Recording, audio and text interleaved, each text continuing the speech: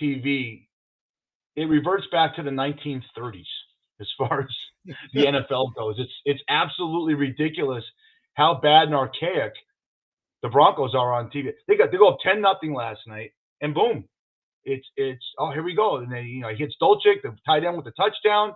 We're live, by the way, John. You look good. Grant Piano looks good. I don't know where Daly is. He's probably in a plane somewhere, hogging the bathroom up, but he'll jump in a little bit later. But we're live on Daly Fish. There's the hard line. John Hardison, that handsome devil. Man, look at that. That Ernie Shaver's head just turns me on. The Broncos. Now, I'm rooting for the Broncos last night because if they beat the Chargers, then the Raiders are only a game and a half out, being 1-4 of a wild card. I've never seen parity so much in the NFL. I'll start off my NFL takes and you go with yours. So in the NFC, there's 4 teams with the winning record. The whole NFC East besides the Commanders and the Minnesota Vikings. All right, it's crazy. The New York teams, Buffalo, New Jersey, Jets and Giants are crazy. It's nuts over there. Another trend I saw that I'm really, really excited about is the fact that the backup quarterbacks really came to fruition. And Cooper Rush went 4-1. What Bailey Zappi is doing right now in New England with Joe Judge running that offense is insane. And Belichick hasn't committed back to Mac Jones. It's insane. Absolutely insane. Oh, there he is. Yeah. Hey guys. Yeah. John, we're doing the bathroom, occupying the lavatory. I'm doing my NFL trends right now. Hi, John Daly. And then we'll go to you. Sorry, it's a little late. Who cares? No one's watching. Anyways, I was in the middle. So I'm talking about my second trend. I talked about the NFC East, how great it is, and the NFC only has 4 winning teams. Bailey Zappi, Belichick is not committed to going back to Mac Jones, okay? And then my third trend is, and I might have a swag later, is you cannot use injuries as an excuse anymore. The Pittsburgh Steelers had 9 people out, including their entire secondary, including Minkah Fitzpatrick, and they played with their hearts out at home and beat a good Tampa Bay team. That's what I saw. When do you guys jump in? Go for it, Hardline. So my 3 takeaways is this is the Packers team that I told everybody that I thought was going to be this year. What an awful team. I don't think it's going to get any much better than what it is now. I think Aaron Rodgers is going to pull a Brett Favre, as I told you before, where I think at the end of the season, he's going to ask to leave. I don't think that they have anything worthwhile. He's getting towards the end of his career, and I think if he wants to leave, he's out. And look, the silver and black would be a perfect place for him to go. So, there's a lot of opportunity there. Second, you're right. Look, we talked about this earlier in the year when a lot of people were a little bit worried about the Patriots and what they were going to do. And I told you, knowing how good Bill Belichick is, he was going to make sure the offense was fine. He was going to make sure that they were going to work through it. That defense is very, very good. I think very underrated to a certain degree. And look, they're running the ball. That maybe Zappi's not the best thrower, but if you can run the ball, you can make some things happen. You play field position. The last thing that I'd say is I think, and I know a lot of people are probably not going to like this, I believe last year Tom should have called it quits. You could tell clearly on the field his personal life is starting to affect his play. That was probably the worst. The 2 last games that the Bucs played are probably the worst games I've seen Tom Brady play in a very long time. And there were a lot of throws yesterday that Tom easily would have made that he just didn't make. And it's not taking anything away from the Steelers, but you let Pickett and Mitch Trubisky beat you on a team that you are 12-3 against, that you should have easily beaten. There's no reason why this should have happened. It's sad kind of to see Tom kind of decline in this way. Do I think the Bucs win the South? Maybe out of default, but because I just don't trust Dennis Allen down there in New Orleans because it's a shit show. But I think he's got to really hang it up. I don't think that this was the last hurrah that he had hoped for. Interesting. Well, I'm going to go just the opposite. I think the Bucs have a chance to actually turn things around. It's going to take a little time. I agree with you, though. Brady doesn't look good, and Brady looks like he's really he's got other things on his mind. But I see the Bucs coming back because I don't see that division as being very good. The other thing I would say is, are the Broncos done? I mean, is it time to kind of, okay, they're not there, and Russell Wilson, I don't know. That they don't seem to be clicking when they should, even though their defense is actually really great. The Zappy thing, I tell you, I'm watching Zappy. I'm watching him play these games, and he knows how to step up into the pocket. A lot of rookies don't know how to do that. He knows how to step up into the pocket. He knows either how to run that offense. He learned really quickly. I'm really impressed with him, and I could see them staying with him and Mac, and not Mac Jones. I mean, if you go back to Bledsoe got hurt. This young kid by the name of Brady came in. Who's he? Oh, he went to Michigan. He hardly played at all. It wasn't that much, Never saw Drew Bledsoe again. So I'm thinking, I think you could be right. I like Zappy. I'm looking at him and I'm thinking, this could be part of it. That's for sure. So, all right, those are my trends there. And I'm glad I'm finally back here. And folks, just to let you know, we're Daly Fish coming to you from Vegas and Myrtle Beach. I'm John Daly. He's Eric Fish Snyder. And we have the hard line, John Hardison from the Cost of Winning podcast and all of his sports betting advice. We dive into bets that are going to be for this week coming up. And you got questions or comments, drop us a line in the chat box, or if you're not watching this live, you can email us at dalyfish1@gmail.com. All right, let's jump into a little college football. Fish, what are your trends that you're seeing in college football? Well, first go back to Brady.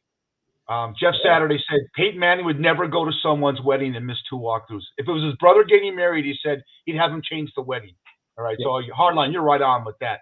There was one. Now I've been bagging on college football, John Daly, to you personally, and on the show. This past weekend, take that all away. Tennessee, Alabama, USC, Utah. I'm texting hardline.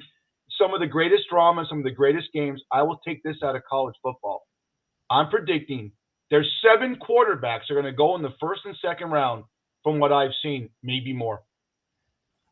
Wow. One of you guys. Go ahead. Go ahead, hardline. You know what? Great weekend. Look, we talked about Tennessee a few weeks ago when we were talking about bets. Tennessee is a very good team, very solid team. They showed it on Saturday.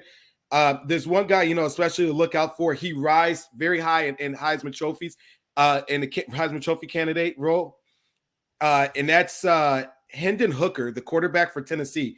And if Tennessee can win out and win that SEC, I mean, he's the front runner in my opinion. I mean, what a win to make a statement. I know people are saying, excuse me, how can you not root for a Hooker? But look, I mean, CJ Stroud is the front runner right now, but that win against Alabama might, propel him forward. Look, there's a lot of good football being played. We talked about Toledo, and what a hell of a game Toledo played against Kent State. Real back and forth, high scoring game, really good to look at. And then the last game I'll talk about that I really enjoyed was sorry, I'm drawing a blank at the top of my head. UNLV actually playing Air Force. I mean, they lost, but it was a more competitive game than what I thought it was going to be with UNLV. They're 2 wins out of being bowl eligible this year, which is the first time, and I don't remember in the longest time. I think they're 4-2 right now. 2 more games puts them bowl eligible, so they got a shot at actually making the bowl game this year. I went to the game. They were down 42-7. I was well, they were horrible. Come on, man. Air Force has their number, but look, I'll take that against a decent Air Force team, a team that's been running the Mountain West for the most part, than what we've seen before, because I've seen it be a lot worse with UNLV over the past years than just that. That you're right, my friend. They are if they get bowl eligible, that's great. Yep. So I can't really add too much, but here's the thing, and Fish, you actually brought this up. Alabama could still lose another game. If they lose another game, should they be able to get into college playoffs? Will that be an issue? No, they shouldn't, but it's Alabama. I think, look at the SEC guys this year. Ole Miss, no one's talking about Ole Miss. Lane Kiffin's team is 7-0. Georgia's great. There's a lot of teams that stink in that in the SEC, including Texas A&M, who's a 500 team that could upset you. Tennessee is a very good football team. The SEC is loaded. I'll take the SEC hardline, and you and I have gone back and forth on this against the Pac-12 anytime. USC is not that good. Everyone says SC's running the table. They're going to a playoff. They got their first game against a team that was ranked, and they lost. That's right. Okay, so I think Alabama with 2 losses, there could be, but you're going to have Michigan or Ohio State get one of those. Georgia, Clemson's going to go 1 loss. No. it's just Alabama. Will politics take over? Is what you're asking, John Daly? Yeah. About that or what? Yeah, as far as Alabama, possibly. They're a huge draw. What do you think about that, Hardline? No, I mean, look, 2 losses from Alabama doesn't necessarily knock them out. I mean, you're looking at a team that last year was in the championship game. I still think that they have one of the best programs out there. And you're right. Look, they travel. They have a big draw. It's nothing that would surprise me. The biggest team that I think is questionable, like you said, is SC. Where do we go? And look, they're not a shoe-in to win the Pac-12 this year because UCLA and Washington are looking damn good. Mm-hmm. UCLA, huge. And now, who here's was the what's last time we interesting. said that? Is there a chance in the Final Four we're going to have 3 SEC teams? Yes. Yeah. What do you think, Daly? I mean, they'll have to play each other. Ole Miss is going to play Alabama. Georgia is going to be a great SEC championship game. I like the fact in 2 years they're going to 8 teams. This conversation is moot. But for right now, politics will prevail in this whole thing. Mm-hmm. But and we got to root for UCLA hardline because Dorian Thompson, what's his name? Dorian Thompson. He's one of the highest recruited guys. He's the highest recruited quarterback out of the state of Nevada. He went to Bishop Gorman High School here, Daly, and he's having a great year. He's third in the Heisman right now, behind Stroud and Bryce. And by the way, Bryce Young, the Raiders general manager, Dave Ziegler, has been down to scout him twice. When you're general manager, you have 17 scouts on your roster, on your team executives, Daly. When your general manager goes down to scout a guy, it's legitimate. Bryce Young is the best decision maker I've seen in college football since Andrew Luck. Wow. Interesting take. Wow. All right. We're going to hit some of the college games when we do the hardline section. Let's talk a little bit about baseball because it's Tuesday, and tonight we've got the final game between the Yankees and the Guardians. What's the matter? Also, the Phillies, because I can't process. He's laughing his ass off. He asked me, that handsome guy with the piano, Liberace Jr. over, asked me, what's more frustrating, the Dodgers or the Raiders? I said the Dodgers, because the Raiders this could be their 19th out of 21 losing seasons. We love the Raiders. Sorry, Gabriel, but the Dodgers, it's the 9th straight time the Dodgers have been in the playoffs, and they've only won at one time. And I give Hardline credit. He called it on the show. They're going to find a way to lose. How the fuck does Dave Roberts pull Tim Anderson with a 2-hitter in the 5th? He did it with Kershaw in Game 4 against the Astros in 2017. By the way, Daly, he's getting piled on by the media in LA. Oh my God! I don't know if he survives it. He probably will. So that's all I got to say about baseball. I'm going to give my predictions right now. I still think it's the Astros against either the Yankees or the Indians, Guardians, whatever. The Padres and Phillies. I'm going to go to Hardline on that one. I don't have a take on that. I want to hear his take. So here's the thing. Watching.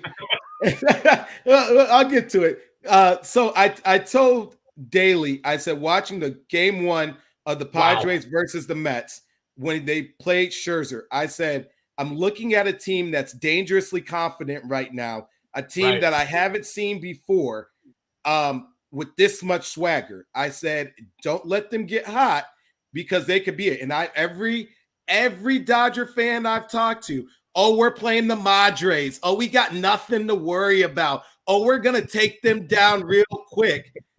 Look, a team that's dangerously confident and with swag, and they're doing it without their best player. They beat you without Tatis. That's the part that's crazy. There's a thing in this, once you get to the playoffs, where you have to be confident. You have to be sure of yourself. And I told you from the beginning of the season with the Dodgers, if it's too good to be true, they're going to screw it up. They're a team that it's a horse race with them. You try to fly to winning 100 wins, 110 wins, 105. We're setting all these records. The best teams find ways to rest their best players for when the players matter the most. Okay. I don't care about 110 wins. Give me 97, maybe even 100. But I'd rather rest my guys and have them ready to go for when the time matters than not. We talk about the COVID season all the time. What happened? Guys got rested. And look, they were able to produce at a high level when it matters. Look, I'm a diehard Yankees fan. Am I confident we're going to beat the Guardians? Not necessarily, because they've been running our numbers so far.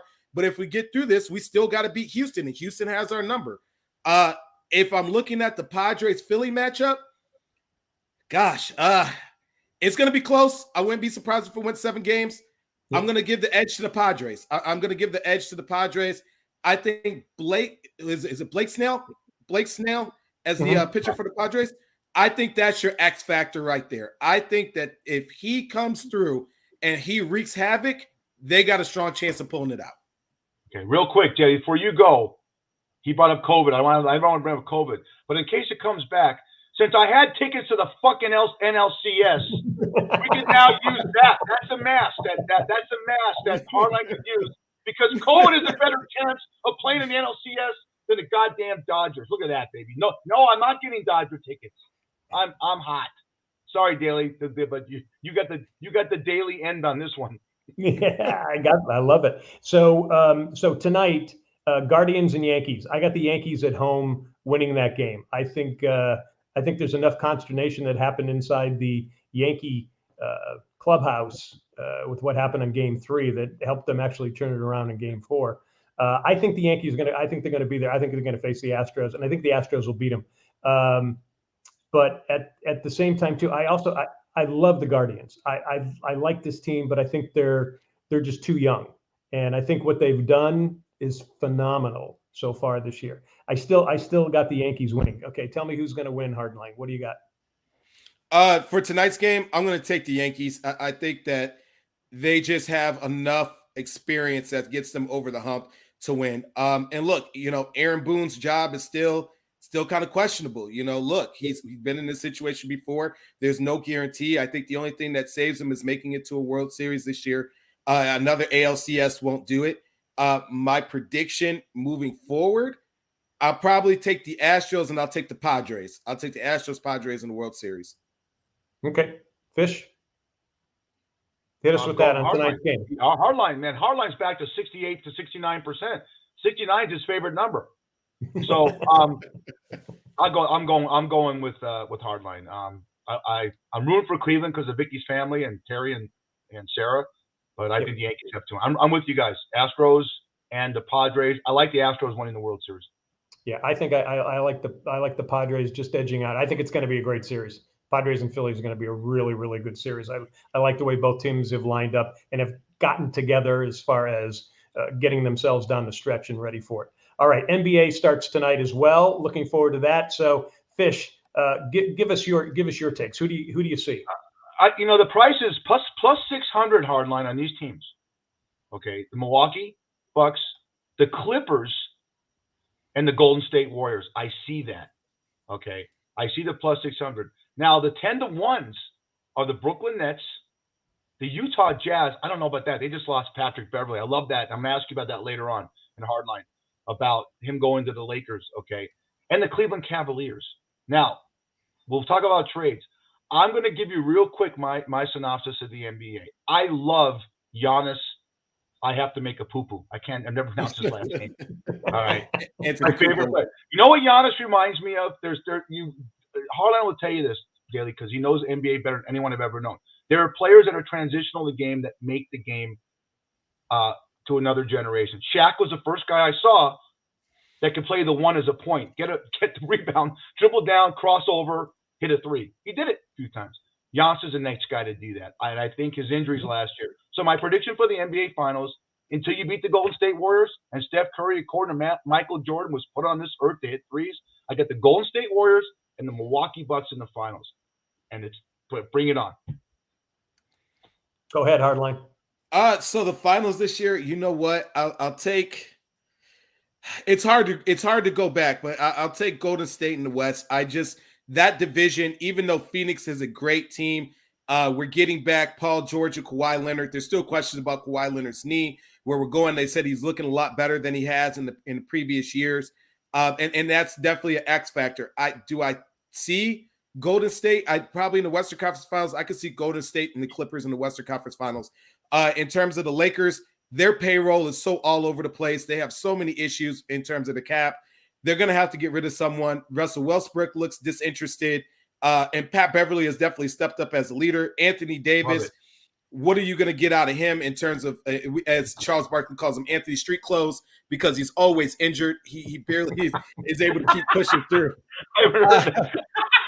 He's always injured. But you know what? I could see it, overall. I could see Golden State, Milwaukee, in the NBA Finals this year. I think that Boston takes a step back. I think that they got a lot of issues in terms of everything that happened with Udoka, in terms maybe of chemistry. And look, you got a brand new head coach coming in, even though he was assistant. It doesn't mean that he necessarily is going to run things the same way as Udoka. So we have to see. I do see Brooklyn. Brooklyn could possibly make the Eastern Conference Finals. But the one team I think that it's a make or break year and they have to make the Eastern Conference Finals this year are the 76ers, because if they don't make it this year, you really have to start questioning, do you break up this team? Do you break it up? Do you just say, you know what, we start from scratch to a certain degree? Maybe Doc Rivers gets replaced because there's a lot of pressure on him to actually step up and go from there. And so we'll see. There's a lot of questions that goes. The biggest prop that I got in terms of overall win total, I got the Brooklyn Nets winning. The Brooklyn Nets winning under 50.5 games. I just think that at some point someone's going to get injured. I think that Kevin Durant's going to get injured at some point. I have very little faith in Kyrie Irving, and Ben Simmons is coming back from a messed up back. Like, it's 50 wins because the way the roster looks on paper seems plausible, but I think they probably get at like 48. So you would take the under. Okay. All right, cool. Any other quick prop bets? Yeah. So I'd like the Kings to win 35 games at -105. They haven't won 35 games in 5 years. Everything's been less than that. They've been pretty terrible. And you know what? The most improved player. So Anthony Edwards is leading the way right now at plus 850. But I would put money on Zion Williamson. I mean, he looks good. Look, people say that, bullying people online is wrong, but by God, people bullied the hell out of that boy and getting back into shape. I mean, he looks like a brand new man out there playing. Look, he dropped weight. He looks healthier. Looks like they got him with a nutritionist. David Griffin has really put his magic there, especially making trades. I would not be surprised if Zion Williamson possibly wins Most Improved Player of the Year.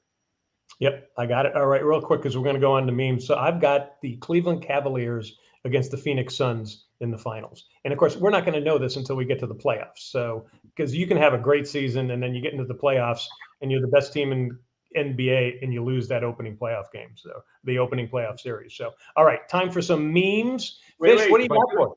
If I have the finger up, this is breaking news. The Lakers are on the verge of trading Westbrook to the Bulls for DeRozan and Caruso. I love that trade. Wow. Ooh. Wow. That's from ESPN. So, we'll see that plays out. That could happen by the end of the day.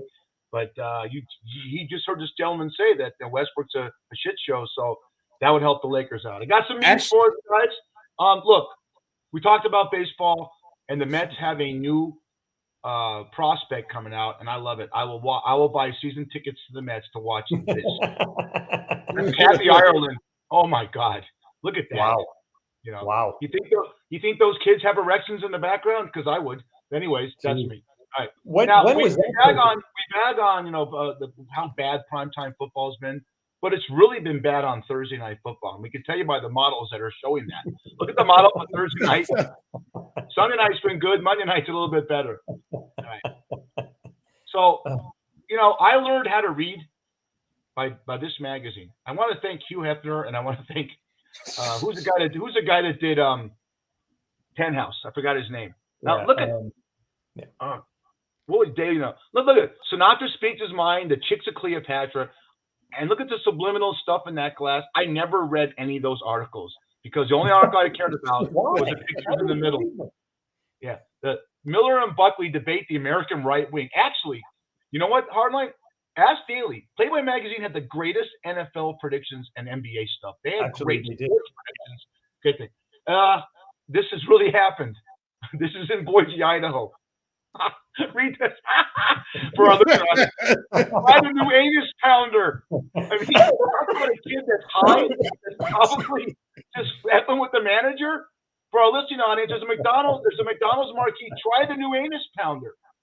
Now, if I was to tell you it last week, so I'm still not processing the Dodgers losing and the Raiders-Chiefs game is giving me agita like you would not. But when you see this. Travis Kelce, like if I told John Daly and Hardison, oh my God, Travis Kelce only had 25 yards on 7 catches. This is what really happened. Look at that teabag right there. That's Travis Kelce with the teabag on top of that pit bull that says the Raiders. We can't beat that guy. It's horrible. That's my memes, guys. Happy Victory Tuesday. All right, perfect. All right, folks, thanks for joining us here. Again, we talk sports, entertainment, politics, everything in between, just like you do. No woke, no extreme, no social justice cops. We examine all sides. We let the threes fly, as you saw. We aim for the upper deck. Again, questions, drop them in the chat box, or if you want to mail us, it's dailyfish1@gmail.com. The anus pounder. Sorry. All right, time now for our schmuck of the week. Who's been schmucky this week, Fish? This is really bad. You know, it's one thing to develop your brand. That's a new word terminology. Develop your brand, entitlement, millennials, shit we never heard about when we were younger. Your suck of the week is this. It's a company called Etsy, ETSY. Believe it or not, they had to take these off. Look at these T-shirts that they printed out. This is Jeffrey Dahmer's accused Hillary. No, Chef Boyardee. Choke me like that. I don't think it's funny. Choke me like Bundy and eat me like Dahmer. Because what if you're a family member? You know, wow. And it's just. And look at this next T-shirt. I mean, if you're, and they're selling these T-shirts like crazy. Are we that sick that we're? Wow. I eat guys like you for breakfast. That's bullshit. You know, there's a movie that came out called Natural Born Killers with Woody Harrelson and Juliette Lewis years ago about these 2 serial killers that the world loved because they were like pop stars. I'm not buying it. To me, Etsy's probably a great company. Get rid of those fucking T-shirts. Yep, I'd agree with you. All right, let's see and celebrate who has the swag this week. Fish, who are we celebrating here? So Belichick just passed Cody Lambeau. He's about 60 wins behind Don Shula. But to me, a guy that's up there, and he's my favorite coach in the league, is this guy. I'll tell you why. That's Mike Tomlin, who's a head coach of the Pittsburgh Steelers. When I hear people get on me and they text me and I go on these blogs and I go on these local shows here and injuries. His entire fucking secondary was out against Tampa. I said it earlier. TJ Watt's out. 2 offensive linemen is out. Kenny Pickett goes out. Trubisky's in, and he beats Tampa. Not only is he a great coach, but he mentored a guy, rest in peace, named Dwayne Haskins, who had a lot of personal problems with at the time, the Redskins, right? And he got that kid in the right track, and unfortunately, his life ended prematurely. Tomlin's a great man. He's a great coach. He's a great mentor to young kids, and he deserves to be named as one of the top head football coaches in pro football of all time. I have him in my top 5. Swag, huge swag for that guy. I agree. I don't know how you feel about him. I don't think he's ever had a losing season, Hardline. You would know that. This might be the first one. No, he hasn't. Right. Yeah. All right. Now we have our drink of the week. Fish, what are we toasting? Well, I'll tell you what. I decided to go with the mimosa because we're doing a morning show. And nothing's better than a little champagne and orange juice put together. And the 2 biggest drinks at Chuck's Tavern in the morning are obviously a Bloody Mary and a mimosa. So we have a big sports day coming up. We got 2 playoff games, baby. So we're drinking to they get the Yankee game. Yankee game starts at 1 o'clock our time. So you got an afternoon game and then the Phillies and Padres tonight. So I'm drinking to Mike Tomlin. I mean, I'm not a Steeler fan. I'm a Raider fan. My wife's a huge Steelers fan. But I could appreciate when a person is so good in the community, so good with young people, and he's a winner. Yep. Good guy, too. All right, to Mike Tomlin. All right, here we go. Hey, the Daily Fish Drink of the Week is sponsored by Shucks Tavern in Vegas. Great seafood and drinks in 2 locations. Head to the Shucks Tavern on North Durango on the northwest side of town where, guess what? Fish is there. He's there overnight. Say Daily Fish Podcast, you get a free drink. Do it the next day, a free appetizer. That's Shucks Tavern. Check out Shucks Tavern on Facebook as well. And folks, we are live on Daily Fish at daily.fish.5, usually on Mondays at 6 p.m. and 3 p.m. Eastern or 3 p.m. Pacific. But today's Tuesday. We had to do a little early. I had some changes in our schedule. And again, you can listen to us on Spotify, Apple, iHeart, Stitcher, and Amazon. You can watch us on Facebook at Myrtle Beach Golf Channel, Myrtle Beach Grand Strand Life. You can check us out on Daily Fish on YouTube and also Wingding TV, and check out our post and news updates on Twitter as well. And don't forget Hey Vegas TV. Go to heyvegastv.com. All right, let's get some bets from the Daly Fish Hardlines. He has the podcast, The Cost of Winning, as we told you about before, focusing on fantasy sports and sports betting. He's on Spotify, Google, and Apple Podcasts as well. All right, Hardline, what do you got? What are you looking at this week as far as the NFL? Give us a good game right off the top. So let's start with the Colts and Titans. I'm going to go with the over at 42.5. Who would have thought last week Matt Ryan would throw for over 300 yards and 3 touchdowns? I think, you know, with you got it right. He's done it before. He's done it before, but it's been a while. You know, without Jonathan Taylor, I think they have to push the ball a little bit more. They were more aggressive on offense than I've seen them before play. They're playing a Titans team that's kind of middle of the road. They're not necessarily bad, but they're not necessarily that great. It's a divisional game. And look, the Colts have a decent defense, but I don't know if they necessarily have an answer for Derrick Henry. I'm going to go with the over 42.5 at -108, but I think it'll be a semi-close game. All right.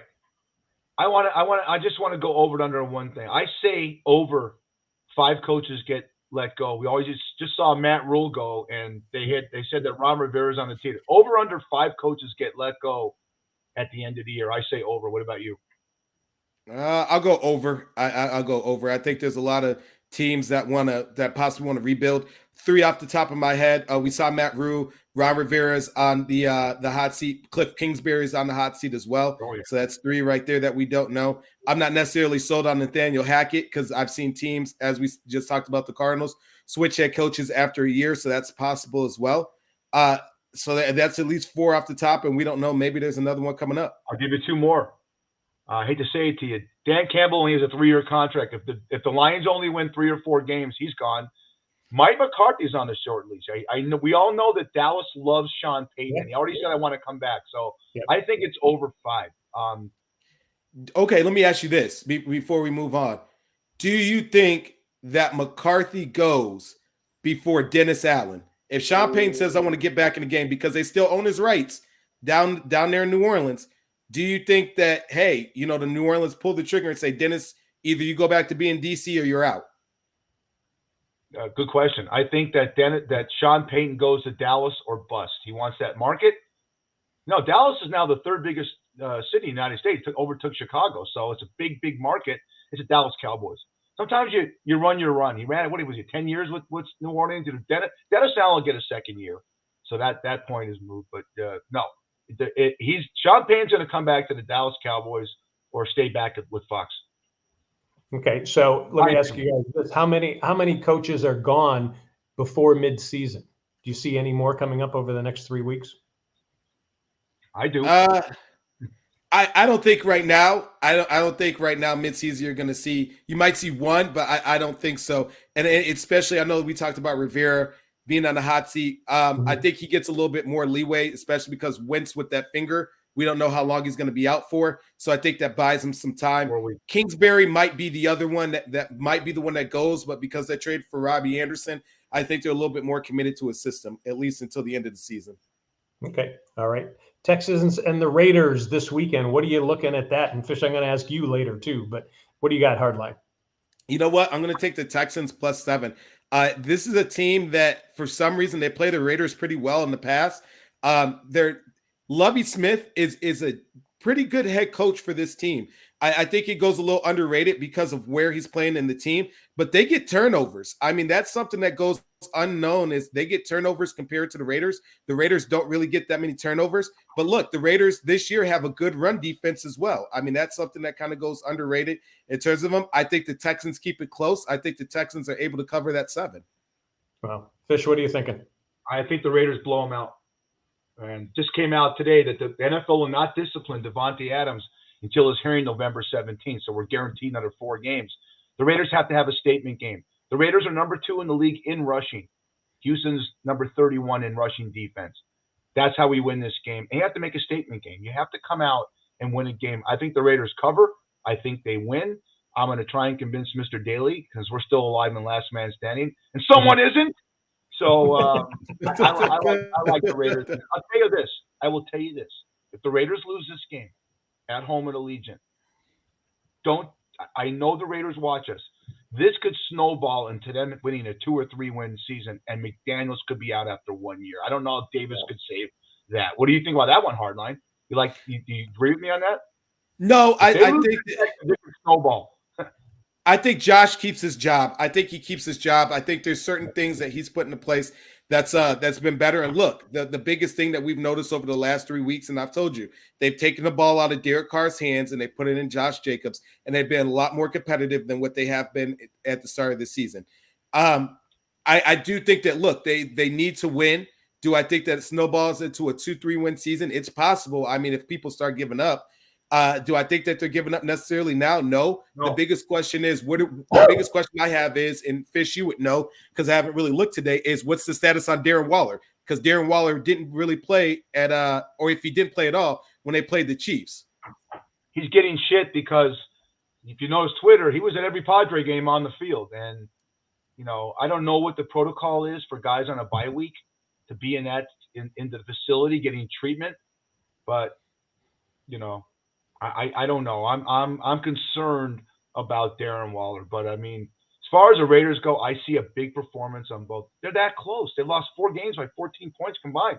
Do you ever do this, Daly? You ever watch a team like you have a team like the Giants, and you wonder how the fuck did they lose to that? How did the Raiders lose to Arizona? Yeah. Arizona put 3 points on the board offense against the 31st ranked defense in the Seattle Seahawks. But the Raiders, real quick, the Raiders' next 4 games, I think are all winnable, guys. They got the Texans, they got Jacksonville 2-4, they got Seattle, that'll be a tough game, and they got the Saints. Then they got Denver there. So you want to get back into this. I think Pro Football Focus has the Raiders favored in all those games, and they're 1-4.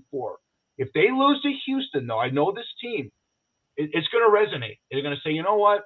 They're our guys, but they're not quitting. They're not quitting for this. But they're not quitting. But look, that's where the +7 comes into play. Like they should have beaten Arizona. Look what happened. They should have beaten Tennessee. Look what happened.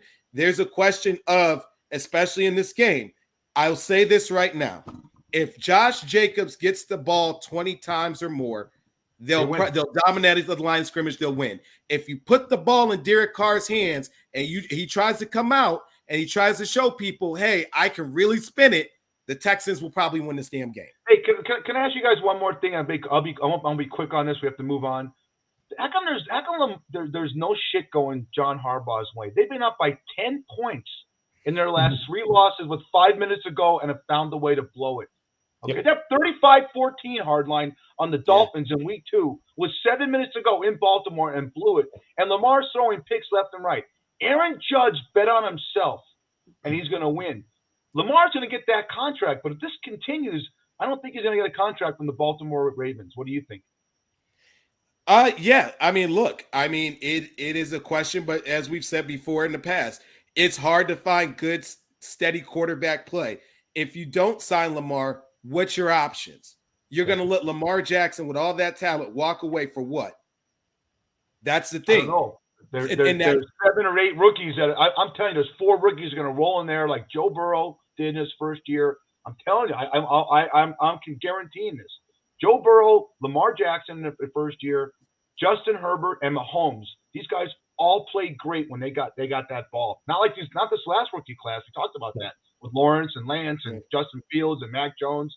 They some of these guys can't get on the field. So let's move on. But I just got me on a tangent of that. Go. Well, that's good. Speaking of the Browns speaking of the Ravens, they play the Browns this week. Hardline, what do you got on this one? I call this the game of New Cleveland versus Old Cleveland because we'll see.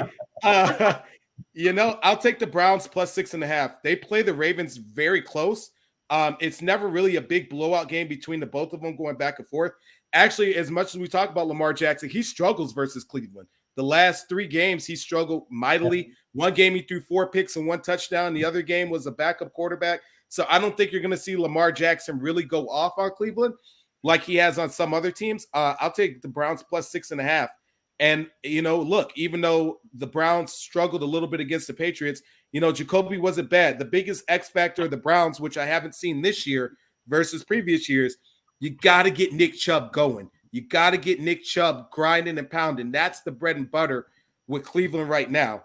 I know they're just trying to kind of keep even keel until Watson gets back from that suspension. I know there's some other, allegations that have come up as well. It doesn't look like, they're going to tack on additional time for anything that's going on. But I think if you could get to week 11, you could kind of keep even keel. That's the idea.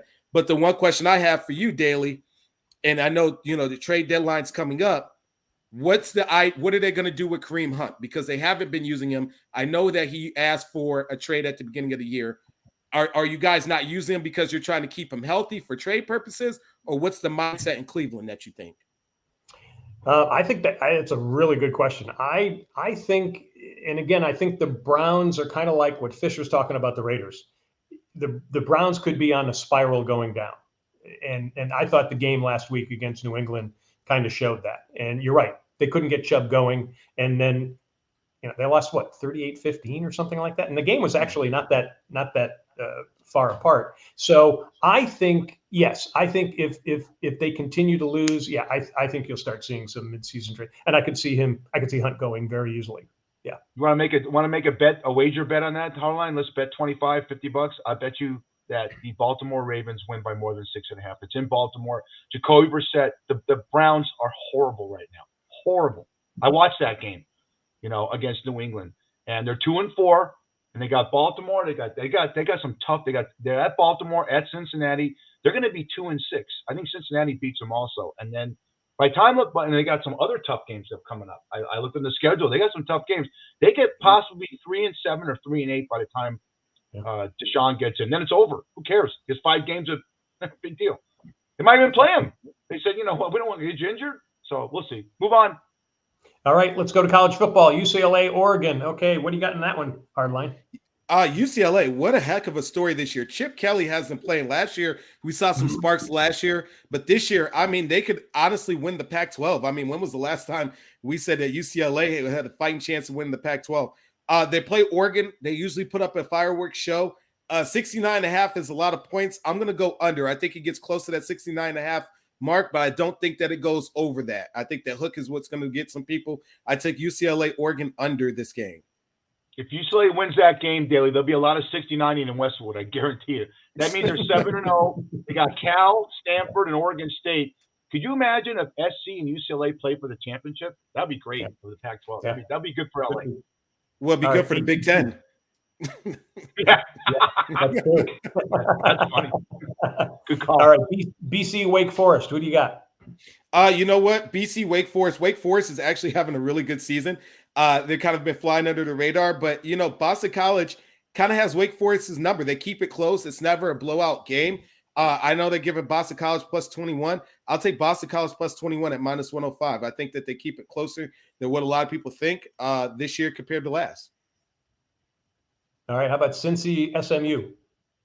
So, since he's coming off the college football playoffs last year, they're not bad. Luke Fickell, what a heck of a job that he's doing. At some point, since he's going to have to, and I don't know off the top of my head if they discussed it, they're going to have to leave. They're going to have to leave that conference. They're getting too good, kind of like Utah when they were in the Mountain West. But, SMU, I know they had a close game against Navy last week. They ended up pulling it out. But I think Cincy's the better team. I take Cincy minus 3. All right, and you got some prop bet possibility for the Heisman Trophy already. What are you thinking? Yeah, like we talked about, Hendon Hooker. What a game that he put on at Tennessee. They didn't back down for the challenge against Alabama. I think that he's right up there. It's him, C.J. Stroud, and probably Bryce Young are the top 3 right now. As we talked about with the Heisman, it's basically who's the best quarterback instead of who's the best college football player. And I think that, if he keeps it up and they make it to the SEC championship game, he's the front runner, honestly. I can't download. I just saw a meme that said, "Give me a hooker for the Heisman," and it's got a beautiful body like Kathy Ireland with his face on it. Wow, that's good. You a lot of play on that. All right, cool. And that is the Daly Fish Hardline with John Hardison, the Cost of Winning podcast. You can find him here also on Spotify, Google, and Apple Podcast. Hardline, I heard you got to take off. You got some important business to do, right? I got some important business to do and some people to see. I got a game with Darren Waller down in San Diego. There you go. All right, cool. All right, Hardline. We will we'll catch you next week, and much appreciated. And we will carry on with your spirit as well. Take care, guys. All right, cool. And also, I just want to tell you about the One Glove. You get a grip on your golf game with this new revolutionary new golf glove. It's called the One Glove. Notice the finger it covers fish, right? And long drive competitors are actually using this. You get a better feel for the grip. Plus, you don't have to take it off when you're chipping and putting. You can wash it. It lasts 3 times longer than a regular golf glove. Plus, women golfers love it because they can wear their rings. They won't hurt their nails. You can get the One Glove. All you have to do is go to theoneglovegolf.com, put in the code Daly Fish. You get a deal on it. That's the onegolfglove.com promo Daly Fish. All right, folks, let's talk a little bit here about some politics. Fish, you had some concerns. You've been talking about China quite a bit. You've been bringing that up. What's your concern there? I'm always intrigued with China because of I think this is a country that 60 years ago you think of them in the fields of rice with the hats on, and then here comes Hong Kong and this development in Beijing and Shanghai, and it goes from basically a country of communism that had a third world stature economically to this megapolis of politics and commerce. Yet they're accused a lot of issues of not really handling people right. And I heard their president Xi, did I pronounce his name? Yep, Xi Jinping.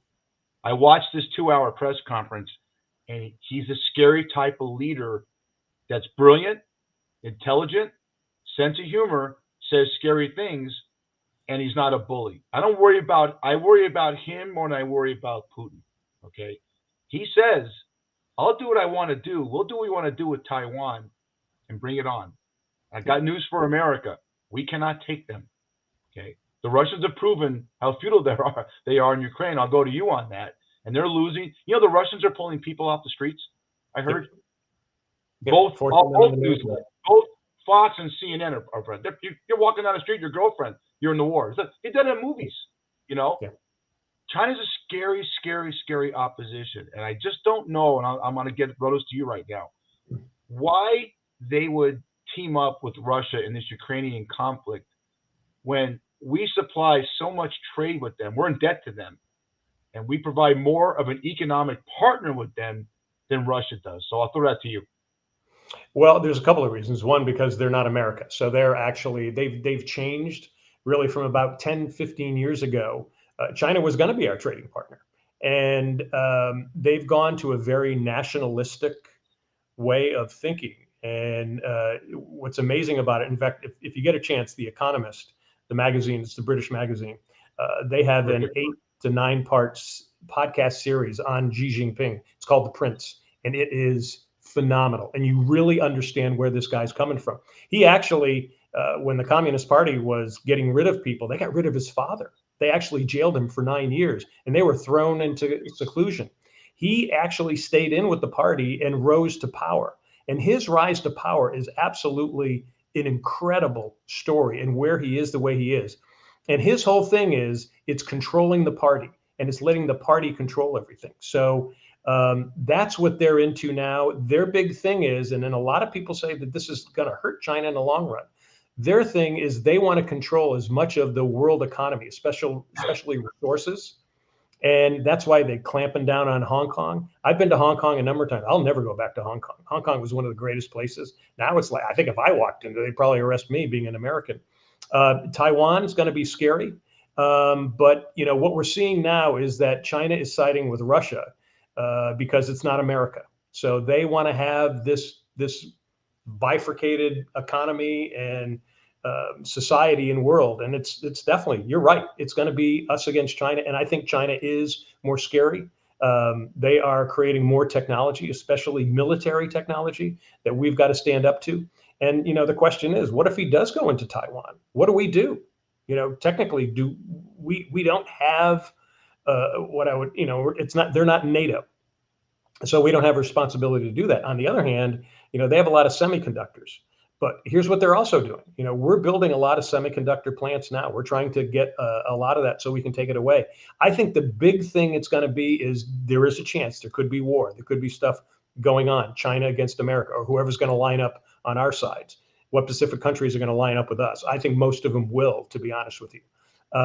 But here's the other thing too, is that, we relied on them for cheap labor. So what we're going to be seeing, I think, over the next 5 to 10 years is a lot of higher prices, because we've got to produce our own stuff, or other countries that can't produce them as cheaply, or using slave labor to do them as well. So you're right. You're right to be concerned about this. And I think over the next 5 to 10 years, there's going to be some big changes. I think it could hurt China. I think Xi could hurt China in the long run, because I think there's a lot of Chinese people that really, they loved in the 2010 that era there, where their economy thrived, and they were getting millionaires. They were creating some great companies. They were working with Americans. You saw that here. I think that's going to change, and I think that's going to hurt them in the long run. Go for it. No, you said your piece. It's concerned about. I like watching other world leaders and how they handle things, and how other countries go. Another thing I want to talk about world leaders is we tend, no matter what party you are, I need everyone from the Marcus Mosers, who's a big fan of the show, to my family, to know that I hate politicians. I hate them. I can't stand any of them. None of them. Because you all do the same thing. If you hated Trump when Trump was president, you said he's bending reality and he's making things up. You have to fact check him. Okay. Well, and I like President Biden as a person. I think President Biden's a good quarterback with a lousy offensive line, if I had to give an analogy. All right. The people around him. You can't make a statement that on national, when you're interviewed, that California's always been at $7 a gallon for gas, when they haven't. When you took over, they were $3.21. You're going to get fact checked in everything you say. I get people, I'm wrong a lot. I get fact checked, and I'll admit it. I'm wrong.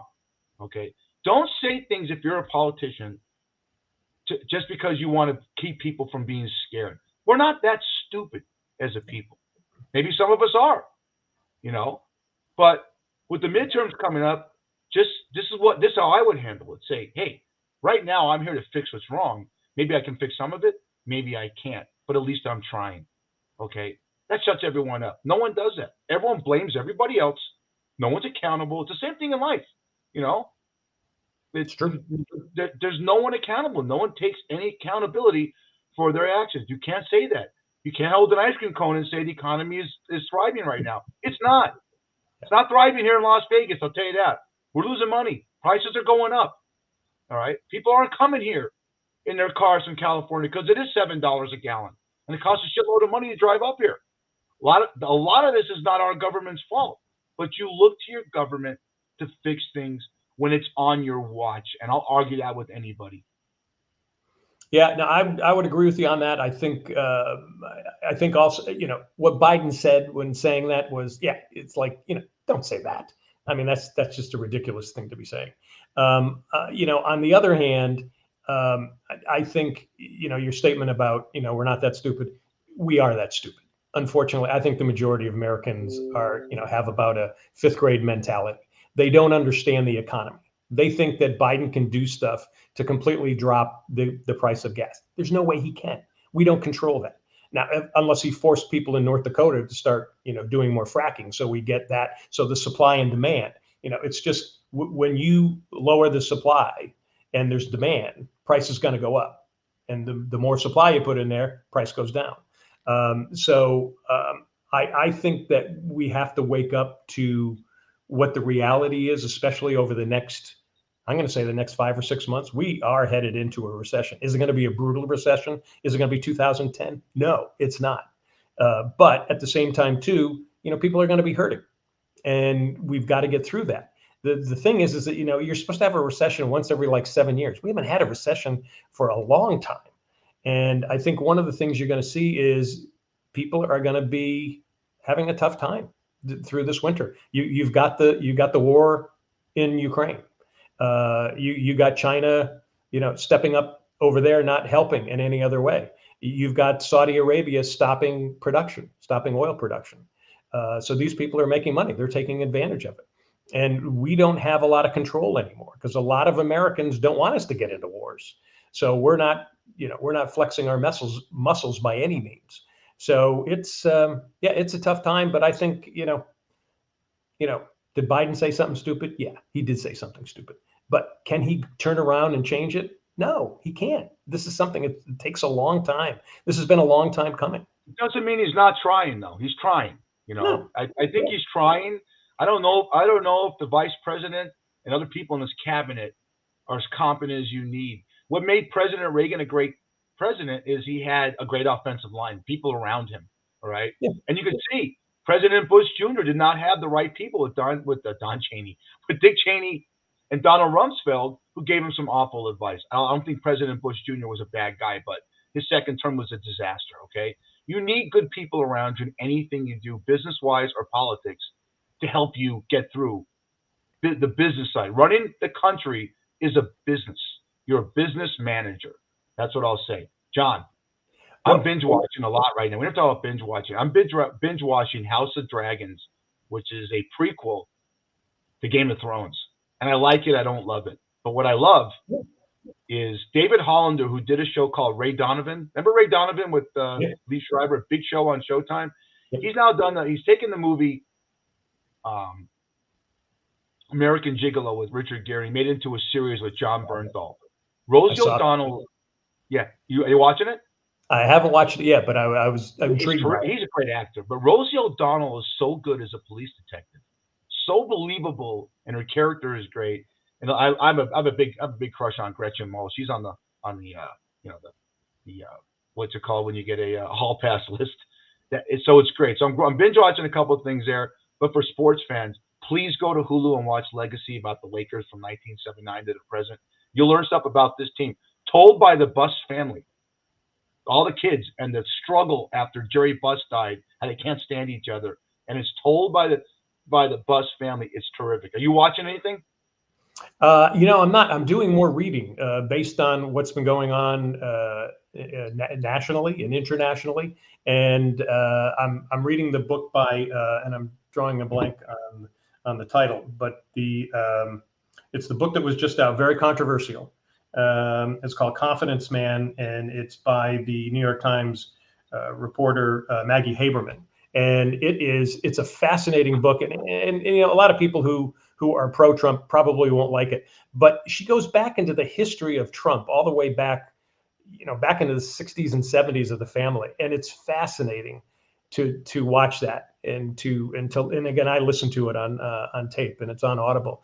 But it's a fascinating book. I'm just into when he's getting into the presidency, and again, it's not flattering at all for Trump in any stretch of the imagination. But I'm reading that, and then I'm about to watch a show called it's a Netflix series called Sour Grapes, and it's about a young kid in his 20s who created all this fake wine and got all these wealthy people to take it all in, and he made millions off of it.